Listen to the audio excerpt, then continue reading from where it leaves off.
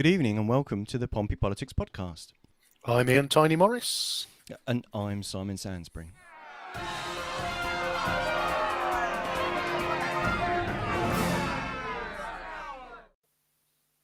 And welcome to the first of our 2024 online hustings. For those of you that have been following along on social media, you'll realise that this year has been slightly different in that we have not been exactly inundated with candidates, but a few good folk have stepped forward and put their hands up, but it is still not without its challenges this year, is it, Simon? So our planned show we've had to tweak slightly.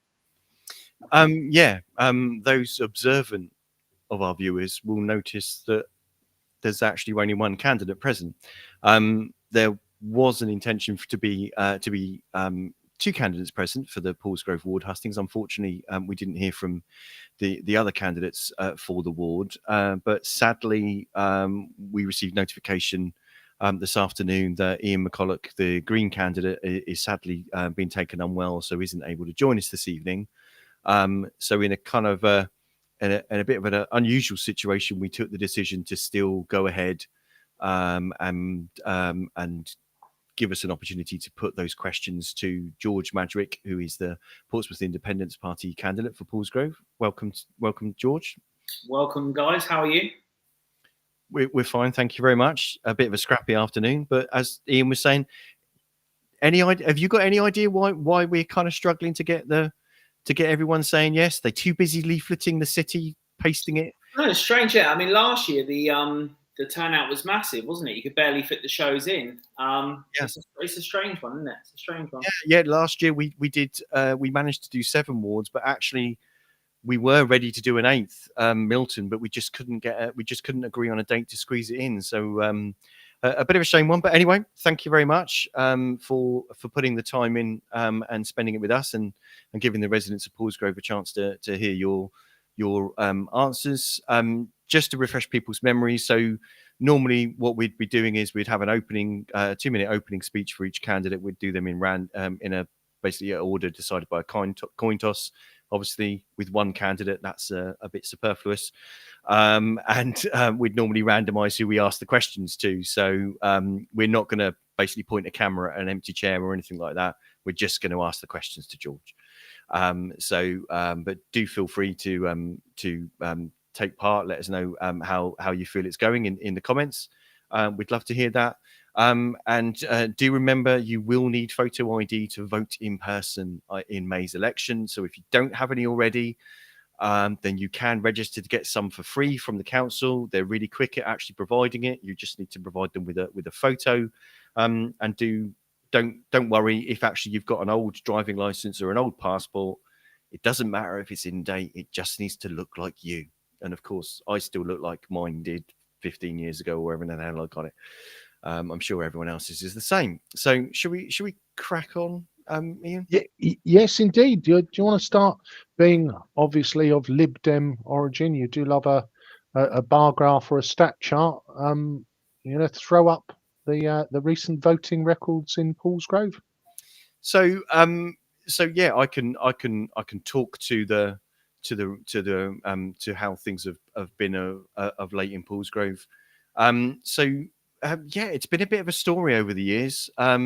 2014, it was the UKIP actually won that year. 2015, it was Conservatives. So it's kind of been around a bit. Have I got that the wrong way around? I have, haven't I? 2016, things kind of all really started to change. We had a Labour winning. We had 2018. We had a Conservative, and again in 2019, 2021, it all really kind of started to change with a independent candidate in the form of the man in front of you. And the same in 2022 and 2023. What's quite interesting is that usually most wards in the city, for local elections, they have a bump in turnout during when the local election coincides with the general election. Turnout in Paulsgrove is usually 26-27% outside of a general election. 2021, reached the heady heights of 34%, and last year took a bit of a dip to 22%. So decisions are made by those that turn up, as they say. So it's all and do make sure you vote.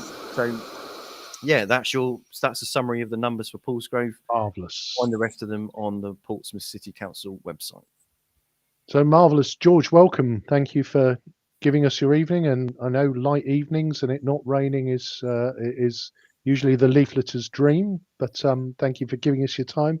So the first question is really, can you just introduce yourself, a little bit of your history and why you're standing for the party that you're standing for? Yeah, sure. Obviously, so I'm Councillor George Madgwick of the Paulsgrove ward currently, and obviously the candidate for this year's election. I'm standing for the Portsmouth Independent Party, which is a party that I founded back 2 years ago after I got elected as an independent in Portsmouth's history, first Portsmouth elected independent. And I found it very, very difficult back then to just be a solo independent in the council. Your hands are tied on so much and there's so little you can kind of do as a solo independent. So we formed the Portsmouth Independent Party, which basically our ethos, our ideas are simply to put the residents first. We do no national politics, no national policy making, and we answer directly to the residents. And that's kind of the party's ideology. So you can have one candidate or councillor in one ward and one in another ward, and they can have differing views and represent the residents directly differently. So it's a really unique idea. It's worked across councils across the country. Isle of Wight is run by full independents, and Ashfield is run by full independents, Epsom and Ewell. It's a really, really successful formula. The reason I'm re-standing is simply because I don't feel like I've... First of all, let me say that being a councillor is hard. It's not the easiest thing in the world to do. As you know, you're not really paid much or anything at all to do the job, and you take a lot of criticism and abuse for almost no reason. However, you get some amazing results, and you can actually change people's lives and change the community in the area you love. And those kind of moments, those feelings make everything worth it. And for me personally, I've got a lot of things in Paulsgrove that I still want to achieve and things I want to do. And I still feel like I can offer a lot to the community and to the people. So all the time I feel like that, I feel that, you know, I should still stand and still represent my community. So that's why I'm standing this year. Perfect. Thank you, George. Simon? Okay. So what are the top 3 issues for Paulsgrove? And what are your plans to do something about them? It's funny because they've changed over the years. You know, it's because we've kind of had targets and we've kind of achieved those targets, we can then move on to other ones. Now, I mean, our biggest issue is roads. You know, when you talk about top 3 issues, I mean, you could put traffic and transport and infrastructure into all 3 of those categories. You know, roads, pavements, verge hardening, which falls within parking, and so on and so forth. So it really all falls within that category. It's a real big issue at the moment. So that will be kind of my 3 main focuses in my next cycle, which again is only 2 years because we've got an all-out election in 2026. So the election term this time is short. But yeah, for that 2 years, I'm hoping to start to get some roads resurfaced, potholes fixed. We need some verges hardening. We need some parking sorted. So they're the 3 main issues that we've got. In relation to what we're going to do about them, we've already started. We've managed to secure some money in this year's budget to start these improvements, including more verge hardening. We've got a couple of $100,000 for some road resurfacing. So it's basically keep doing what we're doing, but on a bigger and much more successful scale. So that's the aim. Thank you. Perfect. A subject that I know is very close to your heart, George, and we discussed it on a podcast earlier. Antisocial behaviour and crime seems to be an issue across the city. You know, what do you think you can do as a councillor to make Paulsgrove safer for its residents? Well, I think first of all we need to highlight. Now, you guys probably know that Paulsgrove, unbelievably, has just been factually announced as the safest area in Portsmouth to now live. We've got the lowest crime reports, the lowest crime rates, the lowest, you know, we're lowest in all the categories. When I took over in 2021, you'll probably remember that we were either 2nd or 3rd out of all 14 wards of kind of like the worst crime, the worst reports, the worst this. So in that short time, we've managed to turn around a lot. And a lot of that is kind of tackling crime at source, at the youths, really. I mean, we had a real big youth problem. So we've done little things like put up CCTV in problem areas, especially with fly tipping, graffiti, criminal damage.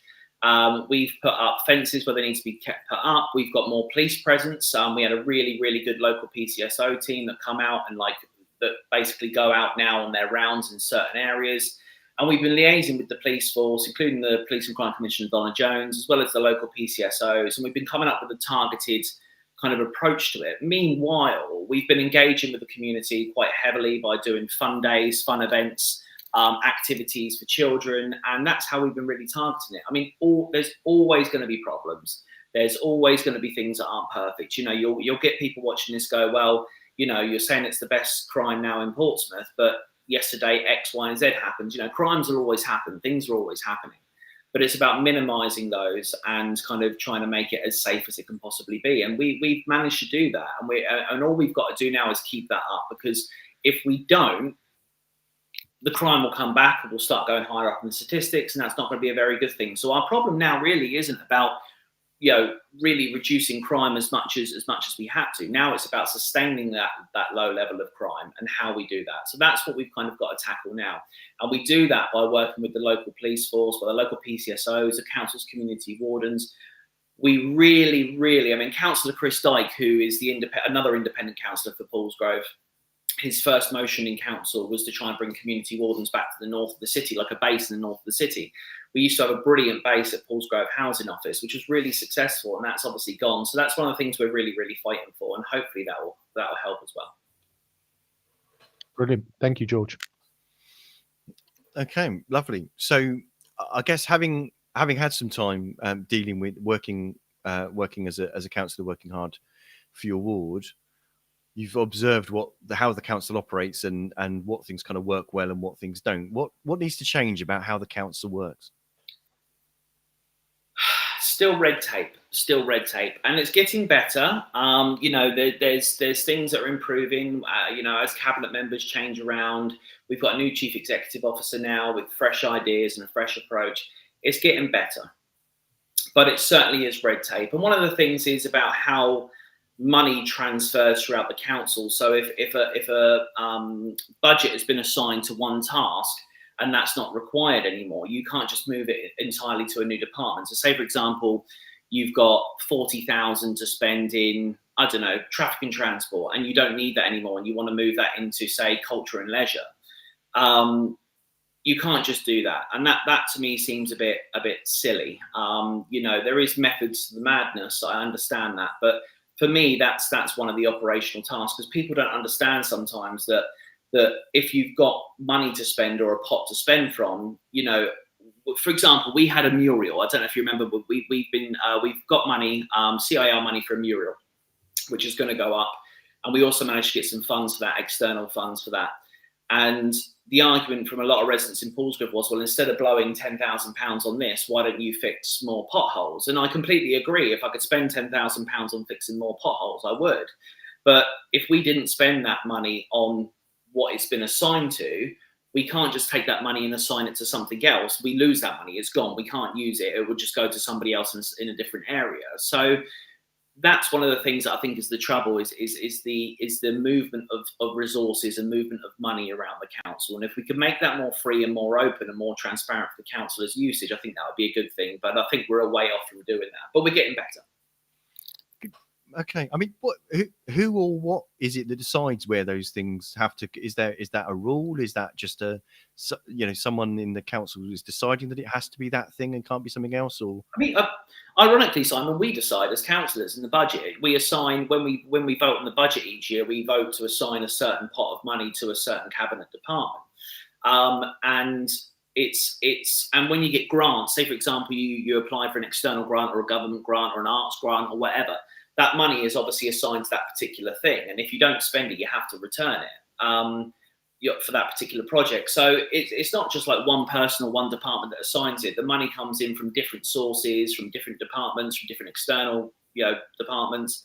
And, you know, that's all you can kind of move it for. The only flexibility we've got as councillors really is the CIL fund, our Community Infrastructure Levy pot, which is a very, very small pot of money that us councillors have the complete freedom to spend on almost any infrastructure production in Paulsgrove. But other than that, there's no real freedom. We kind of agree it in the budget, it's there and it's set. The only people that have a bit of ambiguity around that is cabinet members. So say they've got something assigned to a particular project within their portfolio. So say it's assigned to fixing a road in Fratton, for example. If they don't need to fix that road in Fratton anymore, the cabinet member can make a decision to move that money to fix a road in Cosham, for example. But other than that, there's not much flexibility. Okay. Thanks for that. Talking of matters fiscal, George, obviously most of our listeners and viewers will be aware that the council tax can rise by up to 4.99% before it has to be put to the residents of Portsmouth as a referendum if it's going to be higher than that. So the last 3 years have seen council tax rises of 4.99%, the maximum they can be. So two-part question, George. How can such rises be justified? And in a cost of living crisis, what can be done to support the people who are really struggling? It's a difficult one, isn't it? Tax, especially council tax, is one of those very difficult conversations. And I think you've got to remember that when we as councillors vote for a council tax increase, we're also voting for ourselves to have a council tax increase as well. So we are directly affected by our own vote as well on this. So quite simply put, I think it's really hard to justify it. But what you've got to understand is that a lot of the costs that the council incur are costs that the normal taxpayer, the normal resident, or us ourselves would never see. So, for example, it will be cost of electricity, of gas, like everybody's feeling. But when we're having to fund an entire build, an entire workforce, when wages go up, every year, that's got to be funded from that. There's so many things that go up and increase that are beyond the council's control that it makes people feel like they're spending more council tax but receiving less services or the same services. And I guess factually that is roughly true. I personally wouldn't like to increase the council tax fully. I was having many conversations beforehand about how we could not. However, one of the opinions of a lot of the kind of financial officers is the problem is if you don't increase it by the full amount, as you just said, say for example in 2 years' time you wanted to, you were short and you were on a budget deficit and your council was in trouble, to raise it then up to like 8-9%, you would have to have a referendum, people would kick off about it. And the problem is if you don't raise it by the full amount each year, you can never unreverse that, if that makes sense. You can never go back and do that again. What my idea was before the budget was to say, like, okay, that's fair enough. I understand the justifiable point there, especially in an area where we're struggling. However, could we maybe give rebates to people to say, right, it's 4.99%. However, if you meet X, Y, and Z criteria, you can claim a rebate on that increase, because that way we're not losing it for future years, but while we're in a cost of living crisis, people that are struggling or have more need for money can claim that tax back in a rebate. That was one of the ideas I had. But then you say, well, how do you cost it? How do you do this? There's so many different angles to it. What the thing annoys me though, guys, and it's always annoyed me, is that we increase council tax and then waste so much. And I say we in a kind of royal sense, because obviously I am part of the councils and essentially part of the problem, I guess. But, we really, really waste a lot of money. I mean, I always have this gripe that I bring up all the time. We've got these pods in the council offices that are never used by anybody. They're meant to be private soundproof pods. You can go in there and everybody outside can hear the conversation. And it was like 10 grand. Like, why are we spending 10 grand on some pods? Now, don't get me wrong, I still to this day have no idea who approved it. I've been asking to find out who approved it constantly, and I can never find out. And it's little things like external services. Why are we contracting out our gas works or our property maintenance works to external companies? And people always argue, well, in the long run, it's cheaper to outsource it and blah, blah, and it's less risk. And I think, well, that's ridiculous, because if a private company is willing to take on a contract that's massive, worth 8, 9, 10 million or whatever, they're clearly making a profit from it. Otherwise, they would go bust or bankrupt themselves. There's clearly profit being made. And that profit, in my opinion, should be saved to go towards the taxpayer. So I think to resolve this issue, and I know this is a long answer, but I think it's a very complicated topic. I think what we need to do as a council over the next X amount of years is look at how we stop wasting money needlessly, at which point we will have more reserves, which means in retrospect, we then don't have to charge as much council tax. But also people need to realise that council tax doesn't make up much of the budget. I think we make about 80 to 90 million pounds a year in council tax revenue, but we actually make 900 million a year in other revenue incomes. So the council tax makes up a really small portion. I'm sorry for a long-winded answer that doesn't really give you one, guys, but it's a really complicated situation. I think, you know, and to give a very simple answer is very difficult. It's a very multi-layered response. And before I was a councillor, I was very much like, no increases, never have an increase. This is ridiculous. But then when you start being a councillor and you realise you've got the responsibility on your hands of 125,000 people, it's not as simple as just saying, no, there's no increases. You've really got to look at it. And what my plan will be, or my group's plan will be over the coming years, is to look at how we stop wasting money so that in future we don't have to increase it. Perfect. No, it is a complicated topic, George, and appreciate the comprehensive nature of the answer.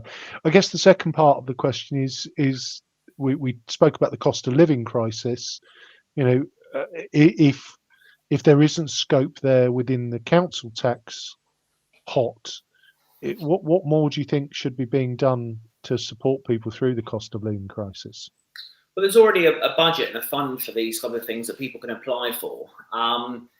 But we do have quite a bit of pot of reserves, and I always wonder why we don't spend that kind of a bit more frivolously. I was on the opposition of housing last year, and we had 20 odd million pound reserves in housing, and we were talking about putting people's rents up or whatever it was. And myself and Councillor Cal Corkery were sat in the meeting, a cabinet meeting, decision meeting with Darren, and we were like, surely the reserves are here for just this moment. Surely we're holding these reserves here for this exact moment where cost of living's going crazy, bills are going crazy.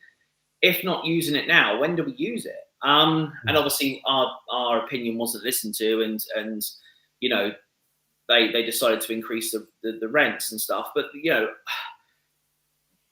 that's how we support people. We use our reserves to support people. And I understand once you spend them, it's hard to get them back. But surely that's what they're there for. Otherwise, why are they there? I mean, I don't know, guys. I mean, I don't know why they're there. Why are they there if we don't spend them when people need it? And I think that's what we need to look at. We need to look at kind of figuring out ways to spend these reserves effectively. I'm not on about all the reserves. I'm on about, like, if you and don't quote me on this because I don't know the current figure, but I know it was just over 20 million in the housing department. You know, if we spend 2 million of that, 10% of that, we can really change people's lives in social housing. We can really change their lives. And why are we not spending it? I don't know the answer to that. We fought for it and we were told no. So I don't know. I don't know. Nope. And that's fine, George. Appreciate that. Thank you. Simon? Okay, thank you. So, transport question now. So the Paulsgrove's really poorly served when it comes to public transport. What would you do to change that? I would fire the entire bus company service and get new ones in. It's terrible. And for example, in Paulsgrove, we've got the 18 bus which goes up the top. It's not as frequent as we like. Port Solent, which falls within the Paulsgrove wards, they have no public transport, zero, zilch, nada. They don't have a taxi rank. They don't even have voice scooters or barrel bikes. They have no bus service, none at all. But yet the bus company leave their old bus stops up with all the advertising they're making the money from. We tried to get a bus service to come to Port Solent, and for you guys that know where Port Solent is on the map, the buses go down Southampton Road and through to Cosham. Now, what we were asking them to do is simply come off that road at Southampton, go down to the bus stop, and come back once every hour, just so that staff get to the site, visitors could get there to and from there safely and affordably. And they wanted £200,000 per year from our council to do that. To move a bus 1.5 minutes out the way, they wanted £200,000 a year to run it on a daily basis. And we don't get that back. We lose that. It's 200 grand directly to them. We never see it. And they keep all the fees. That's shocking and ridiculous. And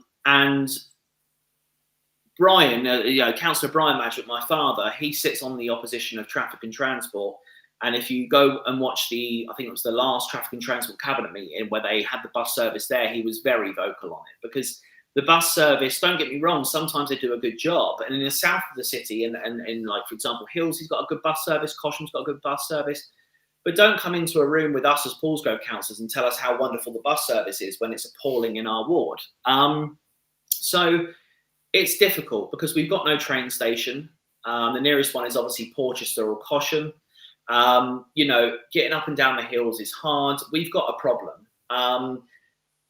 The Beryl bikes are helping. We don't really like voice scooters in Paulsgrove as a whole, as a generalisation. But to put it simply, guys, I don't know what the solution is, because the solution is improving the bus service. That is fundamentally the solution. But the bus service aren't willing to do anything that's affordable or reasonable. So, the only way of, in my opinion, of doing that is looking for an external bus company and looking for new blood, new fresh blood to come in and run the bus service. I won't quote the councillor who said it, but the councillor always said to me, the bus service are like a mini mafia, because they basically, and I'll probably be told off for saying this, but I'm always used to being told off for saying things, aren't I? But they are like a dictatorship, the bus service. And if they don't like something, if they don't want to do it, they basically say, well, if you don't do this, we won't do this. And all of a sudden they could bring the whole city to a halt. They've got too much power, too much control, too much money, too much sway on all decisions. And that's a real big problem. So, in relation to public transport, that would be my main thing, is to tackle the bus service. And trust me, if we got into administration, there'll be a whole different conversation with the bus service. It wouldn't be as lax and lazy and positive as it is now. But in relation to Port Solent, a really positive thing. So Councillor Russell Simpson, who is the Hillsy independent councillor, he was the chair of the CLED scrutiny panel this year. And one of the recommendations they put forward was to add a new taxi rank into Port Solent. And our licensing department have agreed. The taxi drivers think it's a good idea, and Port Solent thinks it's a good idea. So fingers crossed, this year we'll have a taxi rank going into Port Solent somewhere, which will not only be good for the residents, because we have a lot of drunken disorderly issues late at night, 1 and 2 in the morning on weekends, but also it's great for staff, it's great for customers leaving. So that would obviously be good for Port Solent. But for Paulsgrove, I'll take your suggestions on a notepad, guys. It is a challenging question. So if you look ahead with optimism, George, and you are successful you wake up May the 3rd as the duly elected councillor for Paulsgrove, what's top of your list to tackle? I think the fundamental point of your question there was when you wake up on May the 3rd, because as you guys know, we've been told this year not to expect results till between 5 a.m. onwards. And I can't imagine myself being awake for that. So hopefully I will wake up to a positive result. But to say what do you want to get done on day one is difficult. I mean, we represent the residents, in my opinion, very well. We hold weekly surgeries that are very consistent. Councillor Brian Madgwick does a lot of home visits as well. Councillor Chris Dyke deals with a lot of the housing issues and the social housing issues. So, as a team, we work really, really well. But I guess on day one, it would be, and I'll stick to this, and I know that the cabinet member for community safety doesn't like me for it, but we really need to get community wardens a base back to Paulsgrove. I could say roads, because roads are important, but roads are not going to be an overnight thing. They're not going to be an overnight resolution. But a community warden branch in Paulsgrove could be something done on day one. It is as simple as the cabinet member going, right, let's assign 6 or 8 people to Paulsgrove Housing Office, and then 2 weeks later they're in there. It's as simple as that. So we really want to get the numbers elected this year, because as you guys know, with more numbers come more sway in the council. We want to have enough numbers this year to be able to put pressure on whoever the administration is. You never know, it might be us, but whoever the administration is, to finally get a community warden base back in Paulsgrove. And I know there's a lot of pushback from the current administration on that. There's a lot of pushback from certain officers on it.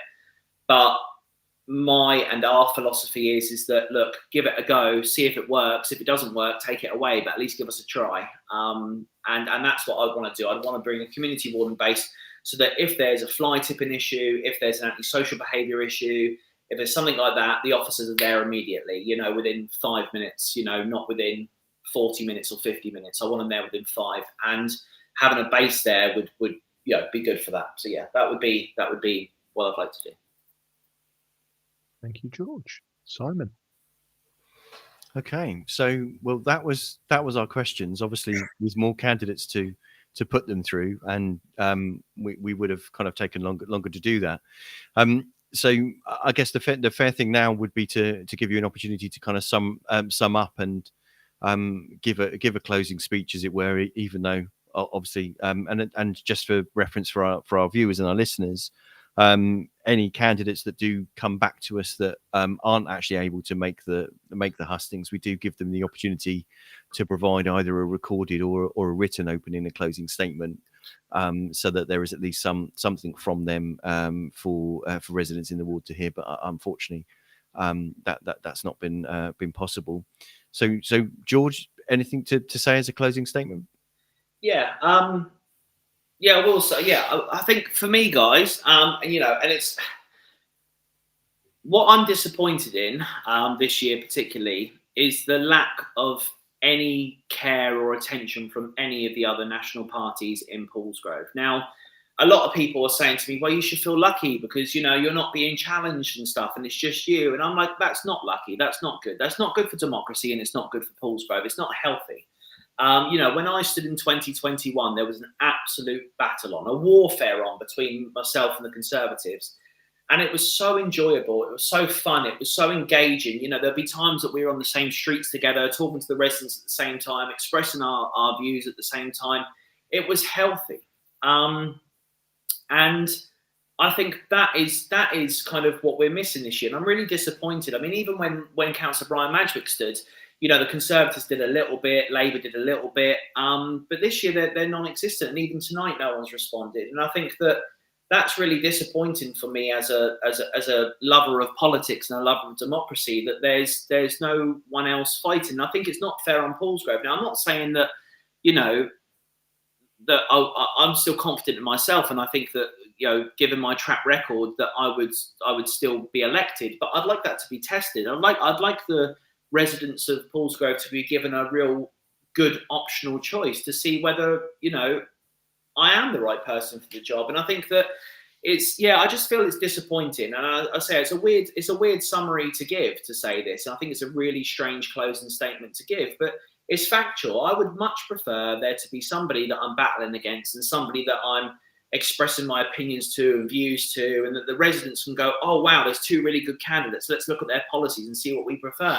And I think that's a real disappointment.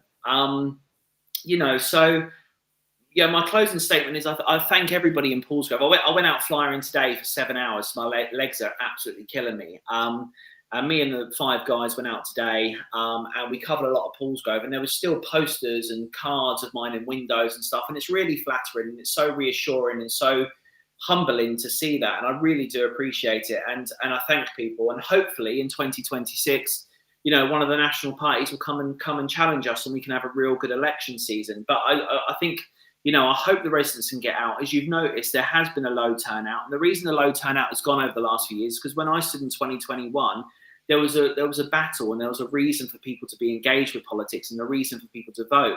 And over the last few years, we've not been as challenged here in Paulsgrove. And, you know, although it's good for us because we keep getting elected, it's not healthy for the residents, and it's not healthy for democracy. So, you know, that's why the turnout's been going lower, because the national parties haven't been giving the residents anything to engage in. So I'm hoping, though, that, you know, the residents still have faith in me and still decide that it's worth going out to vote for me. And that would be really, really nice if they did.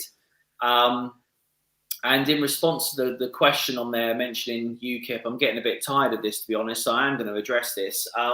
You know, there's been another party, shall we say, and I'm not going to name names, they know who they are when they watch this. There's been another party going around on doors, basically calling us the UKIP party in disguise, the We've been called racist. We've been called all sorts by another national party on the doorsteps. And it's not acceptable and it's not good. But they've been telling it to hundreds and hundreds of people. And just to make it clear, guys, because you know a lot about politics, but some people that are on the doors don't.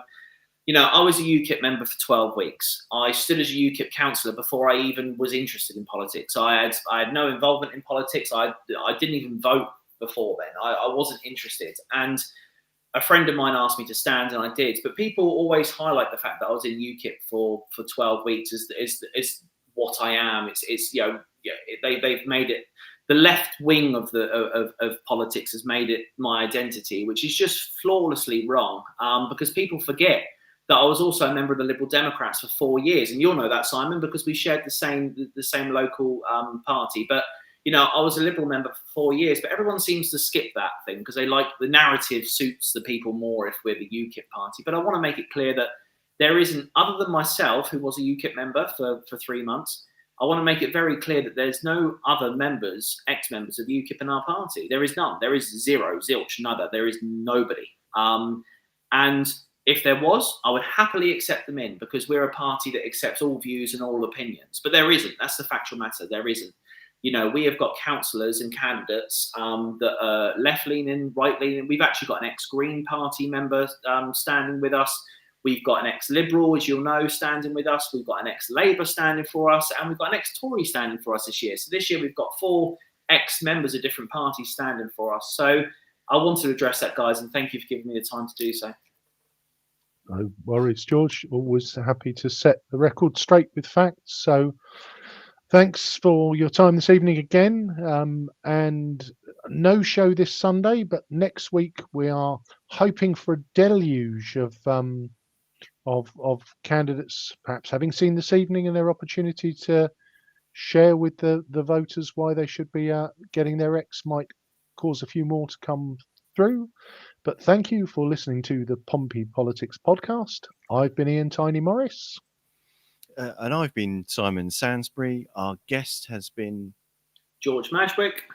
But as Ian said, please do join us or let us know. So the St Jude ward hustings is on the 23rd at 8:15, and the St Thomas hustings are on the 25th at 6:27. So please do join us for either of those if you want to take part, or if you're a candidate, please just email us at studio@pppodcast.uk or message us on Facebook. But thank you very much for joining us, George. Do get well soon, Ian. Happy campaigning to the rest of the candidates, and please, people of Paulsgrove, do make sure to exercise your vote.